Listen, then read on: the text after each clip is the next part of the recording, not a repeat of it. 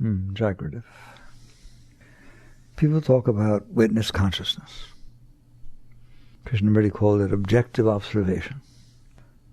The simple truth of the matter is, until you step back, that is the beginning of your spiritual journey. The rest are practices you do to work with yourself enough to where you can step back. But there's a lot of misunderstanding about witness consciousness. People think if they're in there saying, okay, I'm watching, yes, I see my mind, that's not witness consciousness. That's just a layer, very good, but it's a layer of the mind. Your mind is like a computer. It's capable of multitasking. If you just talk about something going on in the back of my mind, there's literally something going on in the back of your mind. And then there's something going on at every layer. The mind is very complex, can do lots of things, very capable. So having a part of your mind imitate witness consciousness is better than not, but it's not where you want to be.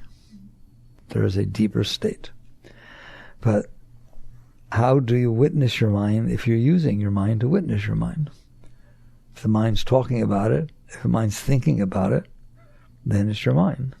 So an example I use in the new book, which is fresh, of course, in my mind, and I don't know how many people can actually get it. If you open your eyes and you look in front of you, do you see what's there? How hard was that? You discipline yourself and meditate for hours and hours. If you open your eyes, you see what's in front of you. I'm telling you that's witness consciousness. It's just witness consciousness of what's outside as opposed to witness consciousness of what's inside. It takes no effort. It takes no time. You don't need to be taught anything. It is not difficult for you to just simply see what's in front of you. But can you see your thoughts the same way? Can you see your emotions the same way?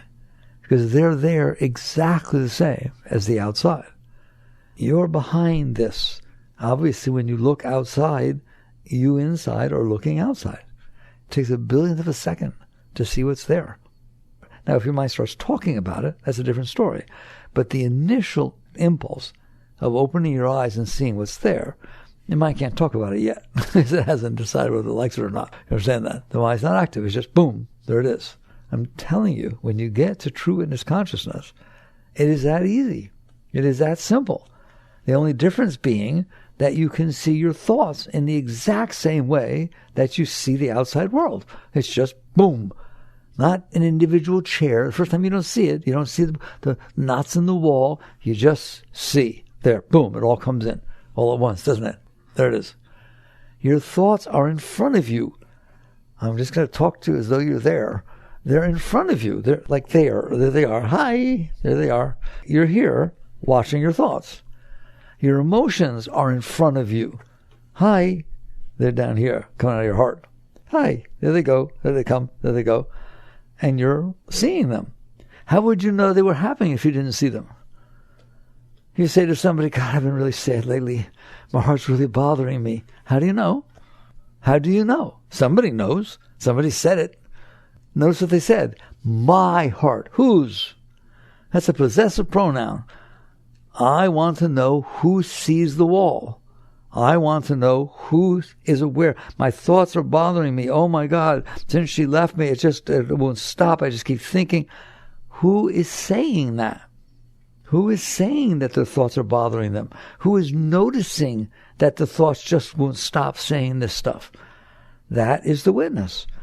Like you're it. Tag, you're it. Okay, that's the trouble. You are actually the consciousness that is being aware that there are thoughts being made. You're the consciousness that is aware that stuff's coming in through your senses. You're the consciousness aware that your heart is emanating or that you have emotions floating in front of you. Someday, and we'll talk about whether it's hard or easy or what you can do about it, that's what it will be like to you. You're just in there and there's these thoughts. You're in there and there's these emotions. You're in there and there's a wall and chairs. It's just something you see. It's not something you do about it. If you're doing something about it, you're in your mind. You're thinking about it. You're analyzing it. You're wanting to do it. You're wondering whether this is witness consciousness. So there's something going on other than what the Buddhists call just seeing. You just see what comes in through your senses. You just see your thoughts. You just see your emotions. So if you were in that state, you'd be in a great state. Because if you just see your thoughts and they're floating by, and they come and they go, they don't bother you. They're not a problem. Baba Muktananda once said, I remember back in the 70s, I read him write that. He would write to his disciples, say, "Oh, dear ones, Baba found out that you can enter the deepest samadhi with your mind talking." He literally said that. The mind does not have to shut up to enter into these deep yogic states. Well, of course not. Does the wall have to go away for you to not look at it? For you to walk outside? No. The thoughts are there, but you don't have to pay attention to them. You're perfectly welcome, if you are in a seat of witness consciousness, to just fall back behind them, and they're there. You don't see them anymore. If I walk away from the wall, I don't see it anymore. There's a reason I'm painting this the way I am. It's the same thing with your emotions. They're just there. Fine, the heart makes emotions. Boom, boom, boom, boom, there they are. And you are aware of them, and you talk about them. You say, my heart hurt, I felt so much love. Who did? What does that mean? And so eventually you will get to that state, and then you'll know you're in witness consciousness. You'll remember this talk, and you'll realize, I'm back here, and that's what's going on in front of me. The outside world, the thoughts, the emotions. Well, why don't we live that way? There's a magic word that people don't think of it as spiritual, but it's a very spiritual word. It's called distraction. The wall does not distract you, unless there's something going on with it, but we're going to assume you're neutral about the wall. You just see it, and you're welcome to walk away. You're welcome to go into your thoughts, go into your heart, look at something else. It's not like I look at the wall and I can't turn my head. Oh my God. No, I can't. Oh, no. Right? You're so distracted by what you see that you can't let it go. You could do that. It could happen. But in general, with a wall, it's not. It's just a fairly normal, neutral thing. And you look at it, you see it, and then you look at something else.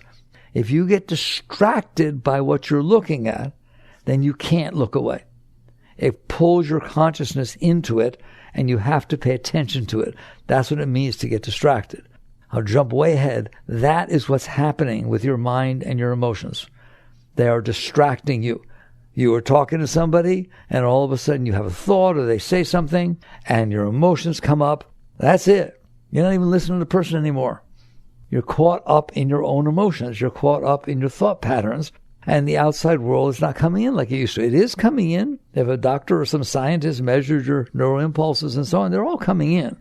But something is distracting you, the consciousness, is distracting your awareness and pulls your awareness toward the thing you're distracted by. If you understand that, you're ready to grow on this journey.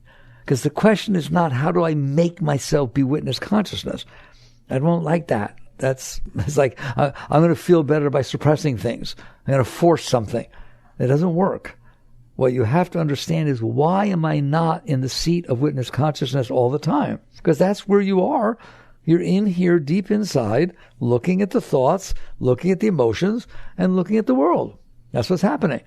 Well, why doesn't it seem like that? Because you're getting distracted by your thoughts. You're getting distracted by your emotions. That's why it doesn't seem like that. Your consciousness is being drawn out of the seat of consciousness into the particular thoughts, particular emotions, or what's happening outside. If you are not being distracted, I'm telling you, if somehow your thoughts did not distract you, they were just meaningless thoughts that didn't bother you at all, there was no reason to pay attention to them, and the same thing with your emotions, and the world was not doing anything special, you would fall back into a deep state of meditation. Naturally. No effort. Your effort now is to try and pull your consciousness out of the distractions. If you sit down, it's thinking about what bothered you last. You're having emotions about what's going on. And so therefore, you're trying to rip your consciousness back away from what's distracting it. I would rather have you do something very more subtle and much deeper, and it lasts forever, which is learn to not be distracted. If you're not distracted, it doesn't matter what's going on. You don't have to fight with your thoughts. They can be anything they are. It's like they're clouds passing by. If the cloud looks like your grandmother and your grandmother just died, and you're going through all kinds of drama, okay, then you can't walk away. You have to just look at the cloud. That's what you're doing with your thoughts. So the question is not, how do I rip back into a seat of objective observation, if you will. It's a question of why am I distracted? That's why I'd rather have you work. I'm going to talk very deep tonight.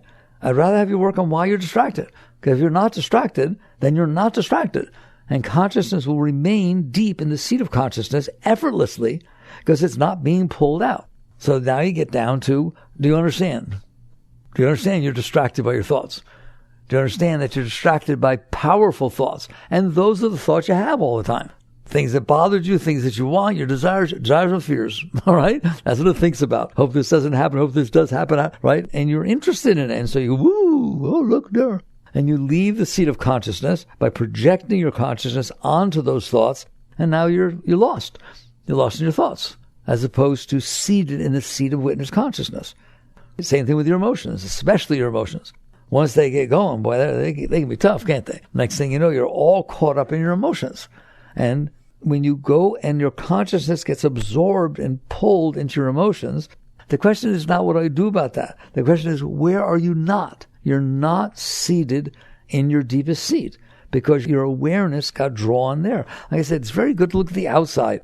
If you're looking at the outside and that's what the wall is, and all of a sudden somebody walks by and distracts you, there's somebody you like, somebody you don't like, somebody that's beautiful, somebody who's whatever it is. It pulls your consciousness away from looking at the wall to looking at them. Now you're distracted. You got distracted. If you had been in meditation and a sound happened, you'd get distracted. So the question, as I said, if you want to sit in a seat of witness consciousness, you have to stop being distracted because that's a very natural thing. If something comes in front of you and it's all passing in front of you, your thoughts, your emotions, and the physical world, if that's going on, then basically you're going to get drawn out if you get distracted by it. If you don't get distracted by it, you could live in New York City with all the noise. People ask me that sometimes. Okay, you live in the country. What if you lived in New York with all kinds of noise and things going on? If you don't get distracted by it, there is no difference. You can live out here and decide, oh, the poor trees, there's so much pollution. Don't you see? The leaves are not coming out when they're supposed to. You get good and distracted. Out here, you don't have to go to New York. All right? Now, most of you don't. You look at the trees, say, oh, isn't that beautiful? Look, they're coming out early, or whatever, right? And you're able to walk away and just walk by and enjoy what's happening. Well, you could live in New York and do the same thing. So there's your answer. Can you live in New York and be high? Absolutely. As long as you're not distracted by the sirens and the different things that go on there, okay? If you're not distracted, you're not distracted. This is what I'm trying to say. Where are you if you're not distracted? I'm telling you, you're in the self. Because that's who you are. You are this seat of consciousness, of awareness. And what's behind you is why the Bible says man was created in the image of God. That consciousness is the consciousness. There's only one consciousness in the whole universe. But that ray of consciousness is distracted by your thoughts, your emotions, and what's coming in through your senses. So therefore, you're a human. You're not a human. You're not a human. You are something very, very great. But you've gotten distracted. You know what you are? God distracted. That's what you are. God distracted by what? You. God distracted by your human thoughts, your human emotions, your human body, and the manifestation of form. And it is distracted by that. That's the fall from the garden. If you are not distracted, you're sitting in a seat of absolute pure consciousness. And then you can work your way back from there. We'll talk about that later. That's the really high states. I don't want to talk about that. I don't want to try and grab for that stuff. It's like trying to sail when there's an anchor down. Don't sit there and try to figure out how to get more wind and have a stronger engine so you can drag even though you're anchored. I want you to remove the anchors. And the anchor is distraction. So you get down to the point, first of all, understanding that you in there who is aware of things, that is conscious, no effort. Obviously, you're aware. You're conscious. You see things. You see your thoughts. You feel them. You feel your emotions. You, if you're not distracted, is a very, very high, great being. But why are you distracted? Now you get down to the question. In order to not be distracted, you have to know why you're distracted. It's silly to sit there and try to deal with something when you don't even understand it. Why are you distracted? I've been through this over and over again. We'll just take a slightly different angle. You are distracted because you made a collection of things throughout your life, of things that distracted you. If somebody yelled at you, it distracted you. Otherwise, who cares? They yelled. Some people grew up in a household with a lot of yelling. Okay? And there's a lot of love too. And that doesn't mean anything. They just get all emphatic. And so they grow up. It doesn't matter. It's no big deal. It'd be a nice way to be, wouldn't it? Okay? You just realize it doesn't mean anything. Nobody's dissing anybody. Nobody's leaving anybody. It's just basically a natural thing. I'm not saying it should be that way, because it shouldn't, all right? But if it is, and you're not distracted, then you didn't collect things inside. But normally, things that happen that draw your consciousness toward them, they distract you. And the next thing you know, you're caught up in that. And then what you do is you collect it. Instead of letting it pass when it happens, it's okay, so you got distracted. There was this large noise. There was a large noise that took place. It distracted your consciousness. So what? All right, when the noise stops, let it go. That's what letting it go means. It doesn't mean anything. It's not effort. You just basically hear the noise. A person says something distracted you, and then it's gone. A snake slithers by, and the next thing you know, you're distracted. So what? So what? So for a moment, your consciousness gets drawn down into something that was loud enough or bright enough or scary enough or exciting enough to distract your consciousness. It doesn't mean to be distracted. It was different than everything else. In the book I mentioned that when you saw the rattlesnake, there was also grass. There were trees. There was a sky. You didn't see that, did you? Because the rattlesnake drew your consciousness to it, to where that's what you were aware of. Fine. Even that is not a problem. That's all part of be here now. Be here now doesn't mean be in yourself now. No, don't do that. It means you're here. If it gets distracted, fine. But when the snake goes by, it's gone. It's gone. It's not in your consciousness anymore. Why? Because it's not in your consciousness. It's no longer in the physical plane. How did it stay inside your mind? Why did it stay inside your mind? I understand. If you stand in front of a mirror, you see your reflection. If you walk away, your reflection's not still in the mirror. So the snake's out there. Your senses pick it up. It makes an impression on your mind so you can see it. Then the snake goes away and the impression goes away. You're enlightened. You understand? That's the only difference we're talking about. Somebody once asked Ramakrishna, one of the highest beings ever walked the face of the earth, does a enlightened master ever feel anger? They were shocked by his answer. This is Ramakrishna, one of the greatest saints. He said, yes, but it's like riding on water. The moment it happens, it's gone. When you ride on water, nobody can read it, can they? It's gone. The impression comes in. It makes an impression on your mind because you're back here. You don't really. I'm going to get into that. Get into the book. You don't really see stuff out there. You do know that, don't you? None of you have ever seen a single thing out here. Light bounces off of objects out here. It reflects into your photosensitive cells of your eyes, and it passes the image back into your mind. That's what's happening. You're not seeing things. You're seeing the reflection of things. Okay, fine. So then it makes an impression on your mind. Fine, that's what's supposed to happen. It's not like you're supposed to go off to a cave somewhere and close your eyes and never see anything. You see the world. It comes in. It makes an impression on your mind. But then when it's gone outside, it should be gone inside. Why is it not gone inside? So I can see the next thing, and then the next thing, and then the next thing. Why does it get stuck in there? Is there some kind of glue or something in there, kind of fly paper that it comes in there and gets stuck? It is supposed to come into your mind. You're supposed to have a mind. You have to have a mind or you will not be able to experience this plane. If somebody snips that master nerve that passes all your senses up to your brain, it's still here, but you don't hear it, see it, taste it, touch it, smell it. Therefore, you're having no interaction with the world. So it's because your senses work that they sense the outside world, but do not think you're looking out through your eyes. You're not, okay? The light is bouncing off the molecules and atoms, and then it's coming in through your senses and repainting, reimaging, rendering, that's the right word, rendering the impression of the outside world as it came in on your mind. That's just the truth. That's science.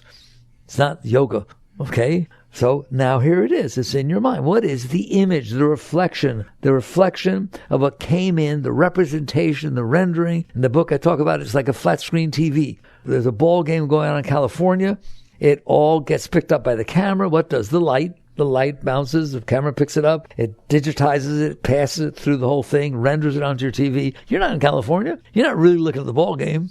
You're looking at a rendering of it because it got passed up. That is what's happening inside of you. I wish we could just take one subject and talk about it enough to where you don't ever forget it. You understand. You are not looking outside. You are looking inside. And that's what all yoga teaches you. You live inside. So the stuff gets sent back in there, makes an impression. You experience it. Then what happens? What should happen, just like on your TV screen, the next image should come. The last one shouldn't still be on there. How'd you like to watch TV that way? The newscasters are still on there on top of your movie. No, not okay. All right? That's what's happening, isn't it? Somehow the image from before came in, you saw it, and the object that caused the image went away. It always goes away. The Buddhists say everything's temporal. It is certainly temporal. It's only there for the moment it's there. Then it changes, moves on, doesn't it? That which came in through your senses when you were 10 years old is not there anymore. It will never be there, will it? Then why is it in your mind? Why did that impression stay in your mind? Think about it, because it's not supposed to be that way. In fact, I, in the book, say that is the fall from the garden. You were in the garden. It's beautiful. Everything's wonderful. There's all kinds of things going by, and you experience them, and you enjoy, and they're wonderful, and sounds are beautiful, and colors are beautiful, and people are beautiful. Everything's beautiful. But then all of a sudden, someone goes by that distracts your consciousness so strongly. That's going to be either desire or fear. I want or I don't want. I like and I don't like. That's where duality comes from.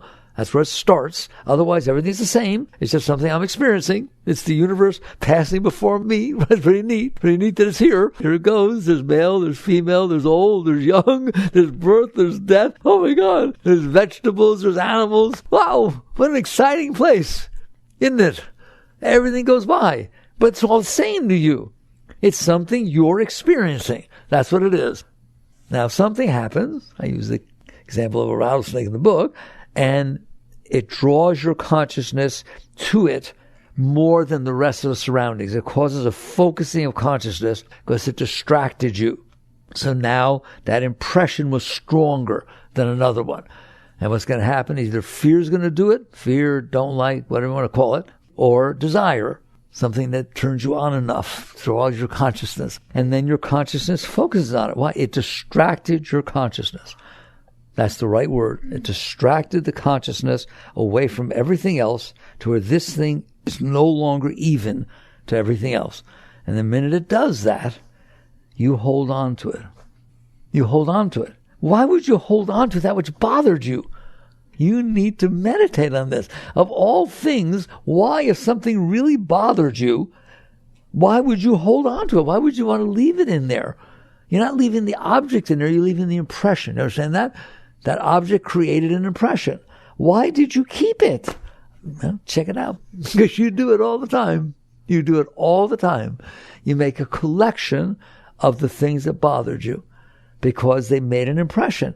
And somehow you're not evolved enough or something to let the impression go. Fine. It was a rattlesnake. It was scary. Fine. She left you. You loved her or him and it was wonderful. And now it hurts. It's okay. There it goes. Oh, no. It's okay. You can be healthy.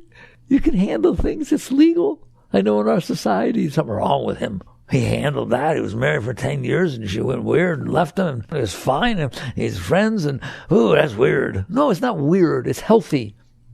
It's healthy that things can come in, experience them, and they go and they go. That is the ultimate of be here now. But we're not capable of that, are we? And we'll talk about why. But I want you to at least understand what we're talking about. These impressions that are a gift from God, from life, that you get to have these experiences. What experiences? All the experiences. This is a happening place, isn't it? Time, space, it's all different. Everything's going on. What an amazing thing. And so basically a healthy person, which at this point we better call him enlightened because that's how far we are from it. A healthy person is able to allow the world, the universe to pass by their senses and have an experience at that moment, and then the moment goes by and the impression goes by with it. They are the ultimate of be here now. If you never knew it before, that's what be here now means. You are present. You are present in the moment. And when the change happens, it happens inside of you too. It goes away. But that's not how we live. That's not normal, so to speak. That's not natural. That's not what it means to be a human being. You understand that? What human beings do is if something happens and it leaves a strong impression of either like or dislike, they want to hold on to what they like. Buddhists call it clinging. That's what you're doing. You're not clinging to the object. If the object stays, it stays. You don't have to cling. You're clinging to the impression inside that it created and you liked it. And now somehow the boy or your girlfriend or boyfriend goes away to go to school or go wherever they're going, and you're still thinking of them, holding on. You're missing everything else. You're driving blind. You shouldn't be driving. Because you're not looking at the outside. You're looking at the inside. Because that's where you held a impression. Now, I'm not going to call it a memory either. We'll deal with that later. It's an impression that got made and you focused on it. And because you focused on it, it made a bigger impression on you than something else that was happening. And so now you held on to it. Who did? You did. Now I'm talking about you in there, the will. Do you have will in there?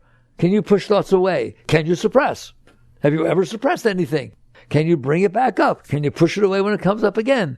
Do you have will in there? The answer is yes, you do. The Bible is right. You were given free will. You have the right to do things in there. Who does? Where does will come from? Someday you'll go deep enough to experience this. Will is not something floating around inside your body. Will is not something floating around inside your mind or your heart. Will is the power of focused consciousness. When you focus your consciousness on something, it's a tremendous power. You know how when you concentrate, you can feel the power, can't you? When you feel strength inside. When you try to hold an image inside, or when you try to think inside, or when you focus on something, I feel it as like a beam of light. It's a power. Focused consciousness is the source of will. If consciousness is all even, there's no focusing of it. It's all the same level of power. It's one. There's a oneness. When you focus it, that power of focus, you get to do things with. You get to move your thoughts around. You get to push your emotions around. You get to manipulate people. You do a lot with your will, don't you? All right? That will is the focus of consciousness. That's what you've chose to do with your will. So basically, the impression gets made in there. You hold on to that which you like, and you push away that which you don't like. In both cases, they stay. The impression would have just gone right through, but you didn't let it because you didn't want to experience it. So you push it away. It stays. It doesn't have to be suppression. It can just be mild resistance. There is suppression, there's repression, there's resistance. You resist a lot. You don't like the weather. You don't like this person said. You don't like how you feel. You don't like the color of this. You don't like the fact there's a scratch on your car. Boy, do you resist a lot, don't you? The experiences don't just come in and pass through. They get stuck in there. Even the slightest resistance will cause it to stay in there for some period of time. So this is not a game. It's the essence of yoga. It's the essence of spirituality. But if you don't do it well, it can make a mess. And it has made a mess in all of us. We have collected these impressions. We've collected the things that bothered us. We've collected the things that we liked. And by doing that, now your consciousness gets all absorbed in those things in your mind, the leftover impressions. You had a beautiful relationship 3 years ago. Now everybody you meet, you compare with that relationship. No, it's not the same as that. You want to get in touch with them again. You're fixated. It is now running your life that you had this nice relationship for years and then it ended, or somebody left nicely, let's say, and now you have this beautiful positive impression inside. You're in trouble. You are freaking out over something that's not happening. How does that help you? So basically, you come down to the point where you understand that these impressions got stuck in there, and you got to get them out. Otherwise, they're determining your entire life. You're not paying attention to life. You're looking at life through those impressions that you stored.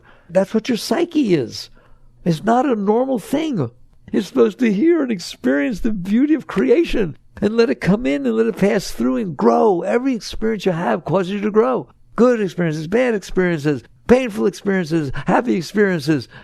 They all feed your soul. They're all coming in and you become a greater being because you had the experience. If you meet somebody and they've been divorced, what do you think? I don't want to be with that person because they're divorced? Or now that person is someone who learned how to keep a relationship better. He or she learned what went wrong and they're an expert at this, man. But go marry somebody who's been divorced 10 times. Don't. They just learned a lot. They didn't learn anything. That's the problem. Okay? If it had come in and they experienced it, they would have learned. But they resisted every bit of it, blamed it on everybody, and kept it inside of themselves.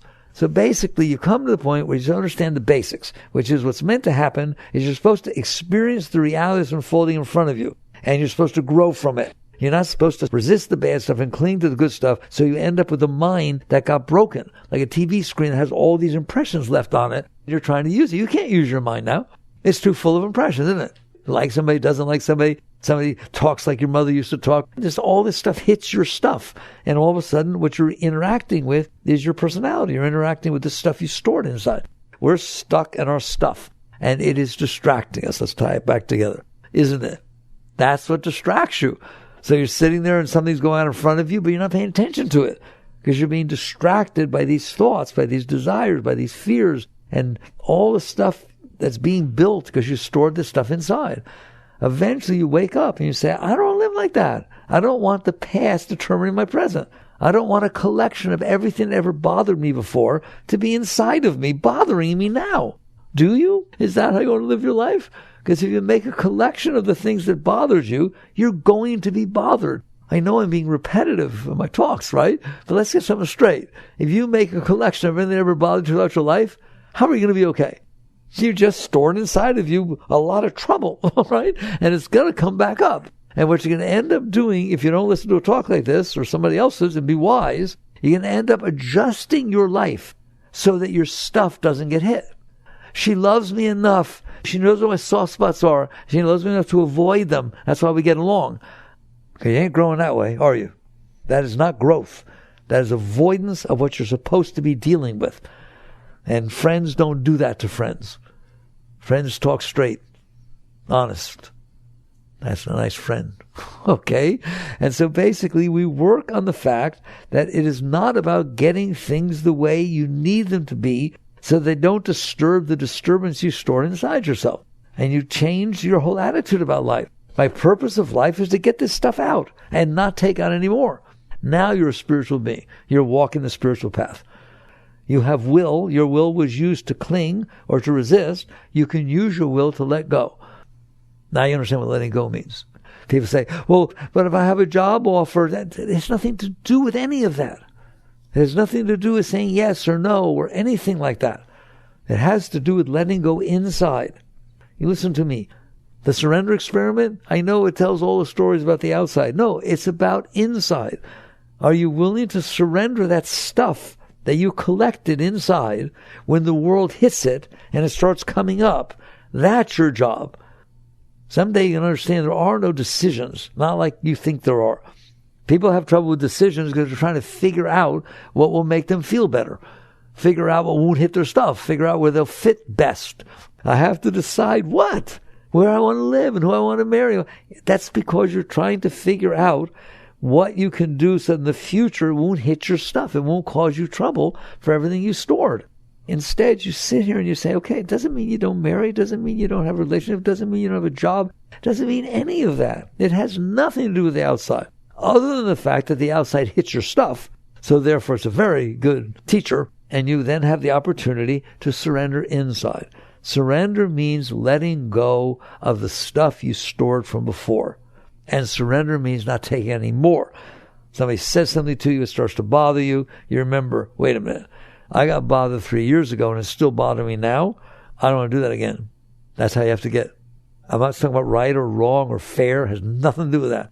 It has to do with, I ate some bad food before. It made me so sick for 3 days. I ain't eating that food anymore. It's just that simple. I'm not renouncing food, but I ain't that food anymore.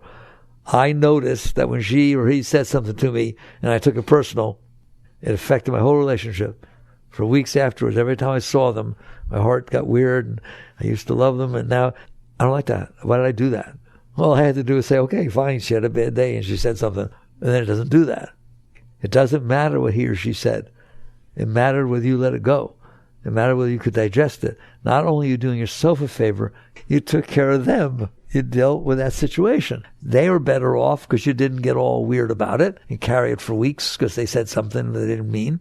and you're better off because you don't have all this problem with it. You have the right to do that. You know what you have the right to do? Handle what happened. So you sit there and say, of course I can handle it. I just let it go. But there's resistance. Of course there is. It wasn't comfortable. But do you want it to not be comfortable for the next 3 months, 6 years, 12 years? Or do you want it to not be comfortable for a moment while you let it go? This is what it means to grow spiritually. It's not all that difficult stuff. It's just basically, all right, I do see what happens inside of me if I don't let something go. What somebody says, what somebody does. Even if it doesn't seem right, even if it doesn't seem fair, no. The starting position is, I don't want to store that inside of me and then have that be the basis for my interactions with that person from then on. Not to mention with other people too, because it spreads out, doesn't it? If you're in a bad mood, it affects a lot of things, okay? You just start to get to the point where you understand, I can handle this. I can handle this because the cost of not handling it is way beyond the cost of handling it. One is over now, the other goes on forever. And so basically you just start working with yourself to say, yes, right now it distracts me and it runs my life because I stored these powerful things inside of me because I couldn't handle them then and I can't handle them now and they keep coming up. I'm going to start to let this go. And it isn't as hard as you think it would be. Yes, there's a lot of stuff in there. My suggestion is first you catch on, this is not only what I want to do, this is the meaning of my life. That is what it's all about. You just take an attitude, I don't want this stuff inside of me. I want to explore the nature of my being. I can't do that. I'm being distracted by myself. I'm being distracted by my stuff. I can't even go through the day. I can't go through an hour. I can't go through 5 minutes without my stuff coming up, without feeling hurt, without taking it personal, without thinking about something that bothered me before. Just please watch in the shower, watch while you're driving. Will you just watch what's going on in there? Because you will not want to see. It's just this stuff coming back up. That's all it's doing. The mind is trying to get rid of this stuff you stored inside. I swear to you. The mind is not the problem. You are. The mind didn't do anything wrong. It did its job. It took the view from the outside world. It brought it in and said, here, present, movie, TV, surprise, surprise. Mind did its job. It brought it in and presented it to you. You, the soul, the consciousness, were not evolved enough to not get all caught up in what you liked and what you didn't like. And so you held on to it. Now the mind's broken. Why would it not be broken? It's full of all the stuff you stored in there that mostly you didn't like. I have to put in the you did like, because every once in a while there's something you like. But most of the stuff you don't like. Just please watch. It's most of this stuff you don't like. And so basically you hold on to it, and now your whole mind is broken. It's broken. It's like that TV that has multiple images on top of it. I can't watch TV that way. Well, you can't live your life this way. Because everything reminds you, either scares you, but in the back of your mind, you're scared all the time. You're scared you'll say something wrong, you'll do something wrong, you won't look good when you're older, somebody won't like you who likes you now. That is that stuff expressing itself. That is not your natural state. Your natural state is one of ecstasy, satchitananda, bliss, just pure beauty flowing inside of you all the time. That's what's back there. Be that. That's something to achieve.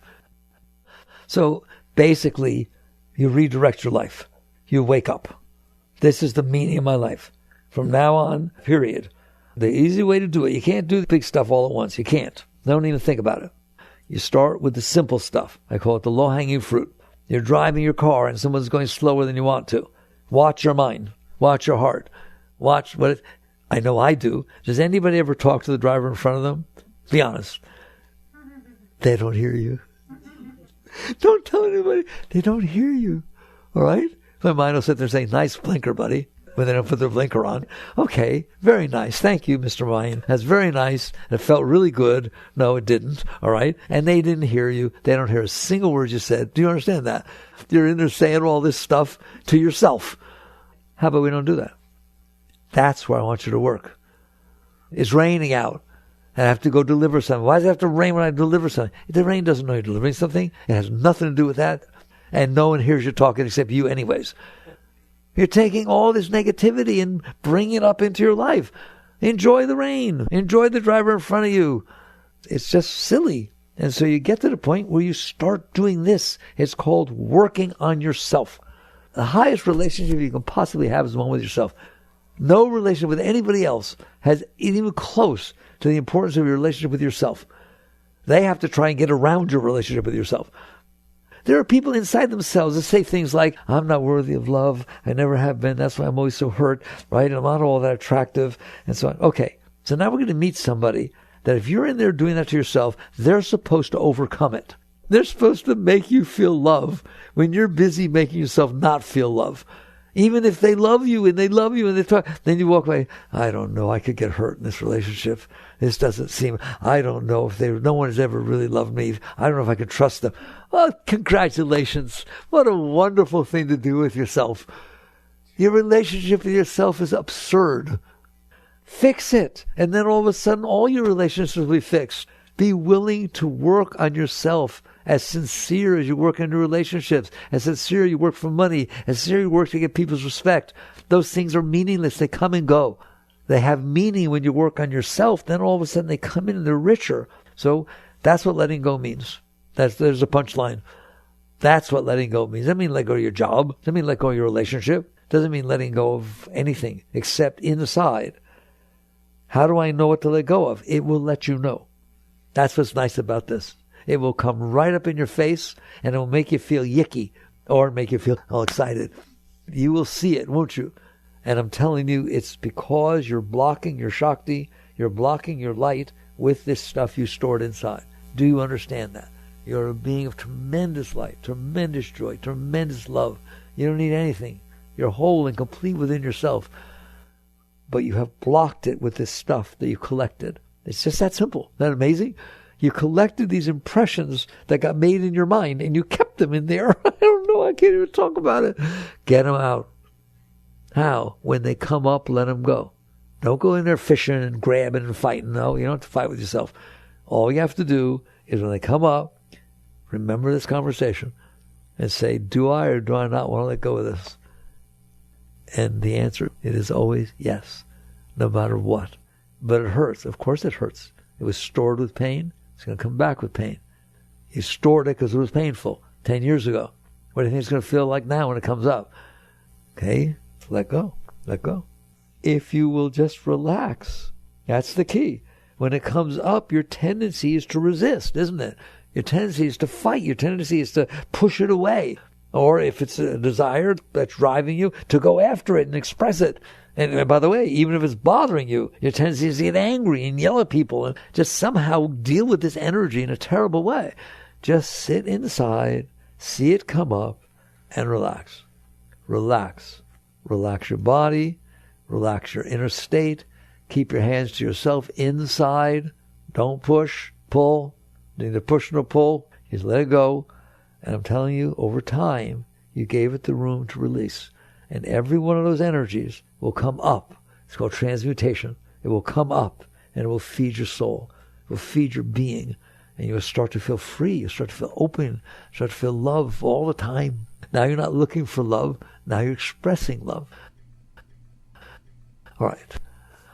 Chakra.